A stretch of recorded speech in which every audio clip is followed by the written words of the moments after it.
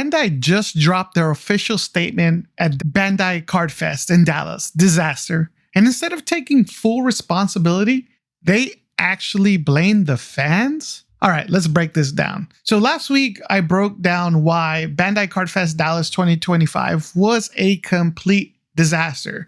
We're talking about promos gone by the afternoon, a retail system that was crashed, that people gave out codes to get early access, players that couldn't even go into the events they traveled for. So if you haven't seen that video, go ahead and go watch it again. I'll have the link in the description. Not only do I explain everything that went wrong, but also I'm giving away an EX resource promo for that video. All you have to do is subscribe and leave a comment. And when Dual Impact releases next month, I'll pick one of the lucky winners from the comments and send it out to you. I've read this statement a few times, and honestly, it feels like Bandai is blaming players more than themselves. So am I overreacting? Let's go ahead and look through this together. Special shout out to Orange Samurai D. He's the one that posted it on the Facebook group. I wasn't even aware it came out. So this is really good. The memo is titled Bandai Card Games Fest 2025-26 Public Statement, September 25th, 2025. Record-breaking attendance and operational challenges. Yes, we are aware that there is a lot of operational challenges. Thanks to the overwhelming passion and enthusiasm of our players, Bandai Card Games Fest 2025-26 recorded the highest ever attendance in history this past weekend in Dallas, Texas. The attendance exceeded our expectations, and we sincerely apologize to all of our guests for the operational challenges that resulted. Bandai Card Games is committed to providing players with the best fan experience every year, and this year's event fell short. Yes, it 100% did. So, before I go any further, this is where I have a problem already with their statement. They said that the attendance exceeded their expectations, okay? Guys, they have an app that tells people, okay, 4,000 people registered, 6,000 people registered, 8,000 people registered. That should also be your first indication of how many people are showing up. Now, some might say, hey, what if they were expecting 5,000 and got 8,000? Okay, that is a viable option. But you have history from your previous events, right? Bandai Card Fest, let's take a perfect example from last year. Let's say there was 2,000 people in Bandai Card Fest last year.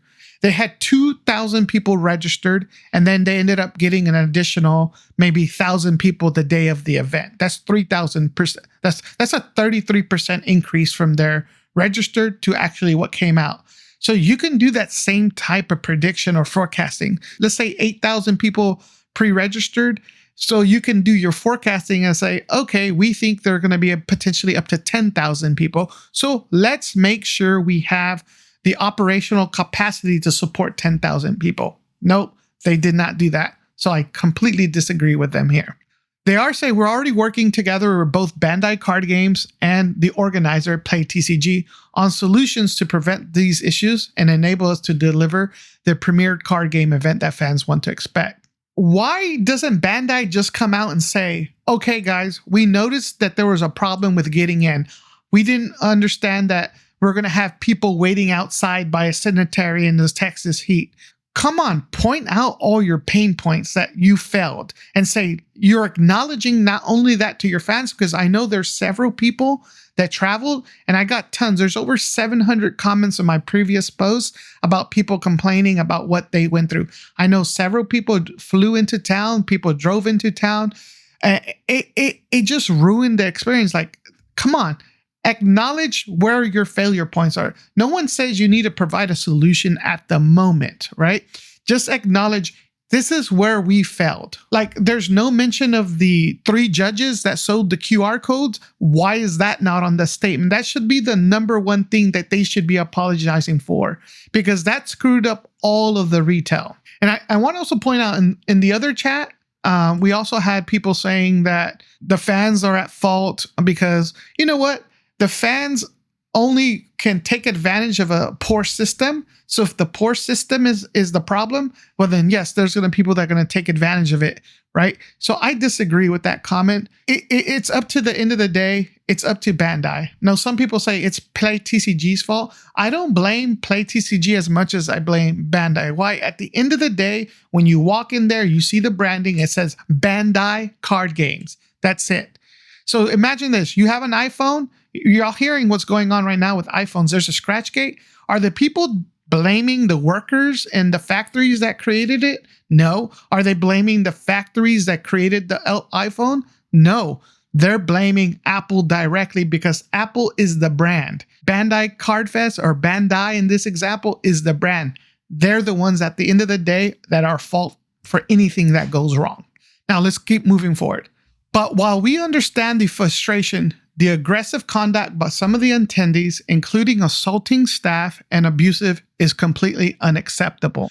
We cannot allow conduct that endangers either our attendees or staff. And so we ask to help in creating a safe and welcoming environment everyone in the future events.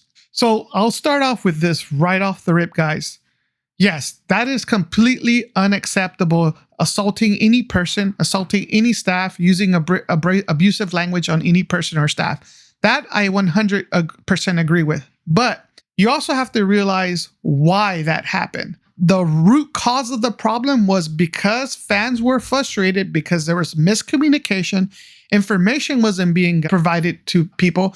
There wasn't enough guidelines in place to handle the people. So yes, then something tips over and spills. That is the problem. They are the root cause of the problem.